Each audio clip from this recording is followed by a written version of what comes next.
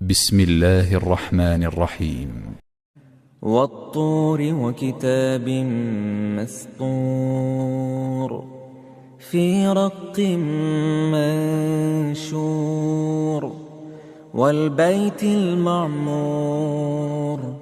والسقف المرفوع والبحر المسجور إن عذاب ربك لواقع ما له من دافع يوم تمور السماء مورا وتسير الجبال سيرا فويل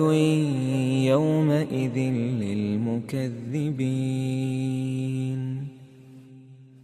الذين هم في خوض يلعبون يوم يدعون إلى نار جهنم دعا هذه النار التي كنتم بها تكذبون أفسحر هذا أم أنتم لا تبصرون اصلوها فاصبروا أو لا تصبروا سواء عليكم إنما تجزون ما كنتم تعملون إن المتقين في جنات ونعيم فاكهين بما آتاهم ربهم ووقاهم ربهم عذاب الجحيم كلوا واشربوا هنيئا بما كنتم تعملون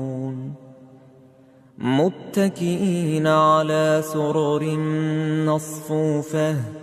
وزوجناهم بحور عين والذين آمنوا واتبعتهم ذريتهم بإيمان ألحقنا بهم ذريتهم وما ألتناهم من عملهم من شيء كل امرئ بما كسب رهين وأمددناهم بفاكهة ولحم مما يشتهون يتنازعون فيها كأسا لا لغو فيها ولا تأثيم ويطوف عليهم غلمان لهم كأنهم لؤلؤ مكنون وأقبل بعضهم على بعض يتساءلون قالوا إنا كنا قبل في أهلنا مشفقين فمن الله علينا ووقانا عذاب السموم إنا كنا من قبل ندعوه إنه هو البر الرحيم فذكر فما أنت بنعمة ربك بكاهن ولا مجنون أم يقولون شاعر نتربص به ريب المنون قل تربصوا فإني معكم من المتربصين أم تأمرهم أحلامهم بهذا أم هم قوم طاغون أم يقولون تقوله بل لا يؤمنون فليأتوا بحديث مثله إن كانوا صادقين أم خلقوا من غير شيء أم هم الخالقون أم خلقوا السماوات والأرض بل لا يوقنون أم عندهم خزائن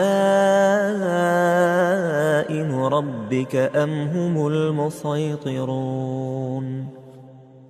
أم لهم سلم يستمعون فيه فليأت مستمعهم بسلطان مبين أم له البنات ولكم البنون أم تسألهم أجرا فهم من مغرم مثقلون أم عندهم الغيب فهم يكتبون أم يريدون كيدا فالذين كفروا هم المكيدون أم لهم إله غير الله سبحان الله عما يشركون وإن يروا كسفا من السماء ساقطا يقولوا سحاب مركوم فذرهم حتى يلاقوا يومهم الذي فيه يصعقون يوم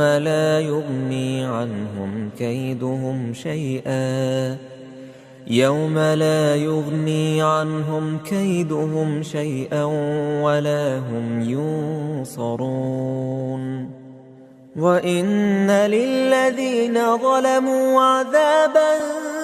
دون ذلك ولكن أكثرهم لا يعلمون واصبر لحكم ربك فإنك بأعيننا وسبح بحمد ربك حين تقوم ومن الليل فسبحه وإدبار النجوم